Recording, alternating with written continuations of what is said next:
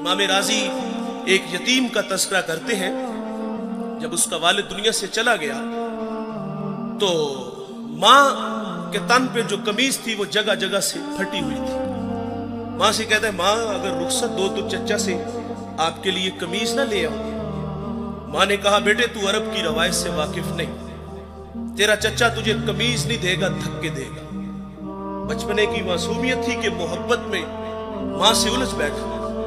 कहता है, माँ क्यों नहीं देगा, मेरे वालिद का भाई है, बहुत सारे हक बनते हैं। जब जिद बढ़ी तो माँ ने इजाजत दे दी। ये बच्चा चचा के दरवाजे में आया, दस्तक दी, चचा के बेटे बाहर आए और ये उनसे बातें करने लगे। इसने क्या कहा होगा कि चलो बाहर खेलने चलते हैं, या कोई कल का प्रोग्राम बनाने गया था। नहीं दोस्तों, वो क्या किसी मुफक्किर ने कहा था कि गरीब की जवानी जंगल का फूल और सर्दियों की चांदनी यूं ही बेकार जाती है। गरीब को तो जवानी में बाल संवारने का भी मौका नहीं मिलता। यकीनन उसने कहा होगा कि तुम्हारी चच्ची के तन पे जो कमीज है वो जगह जगह से फटी हुई है और मैं सवाली बन के तुम्हारे दरवाजे पर आया हूं। अभी ये बातें हो रही थी कि चचा भी आ गया। चचा ने भतीजे को देखा तो क्या बिछड़ा भाई याद आ गया? नहीं। क्या आंखें नमनाक हुई? नहीं। क्या दिल में कोई गदाज उतरा? नहीं दोस्तों। क्या शफकत के लिए उसने बाजू फैलाए? नहीं मेरे भाई। उसने अपने बच्चों को कमरे में भेजा और यतीम को धक्का देते हुए कहता है, मनहूस पलट जा, कहीं तेरी नहुसत की वजह से मेरे बच्चे यतीम ना हो जाएं। आप गीना दिल टूट गया, आंखों से आंसू बह निकले। आका फरमाते, जब यतीम रोता है तो अल्लाह का अर्श भी कांप उठता है। ये दुखता हुआ दिल लेके वापस पलटा। सरे राह हुजूर के गुलाम से मुलाकात हुई। उसने कहा, बच्चे क्यों रो रहे हो? किसी ने मारा? किसी ने दिल दुखाया?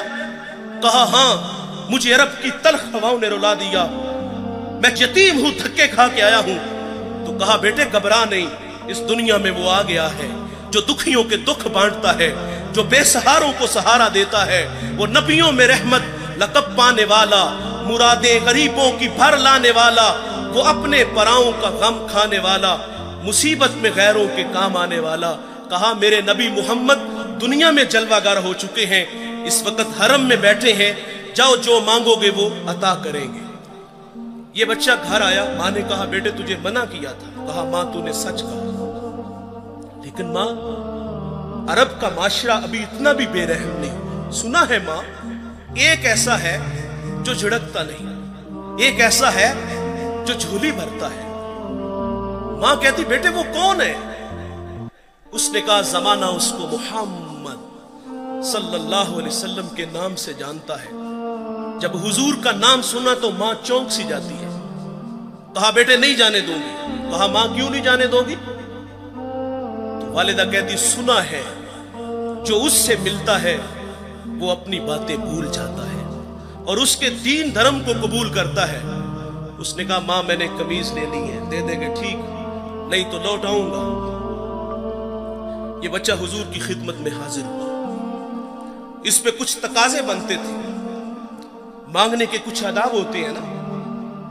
साइल हमारे दरवाजों पर भी आते हैं और क्या कुछ नहीं हमें कहते, सेठ साहिब, शेख साहिब, मौलाना साहिब, कारोबार के लिए दुआएं, बच्चों को दुआएं, फिर मुट्ठी आटा या 2 आने मिलते हैं।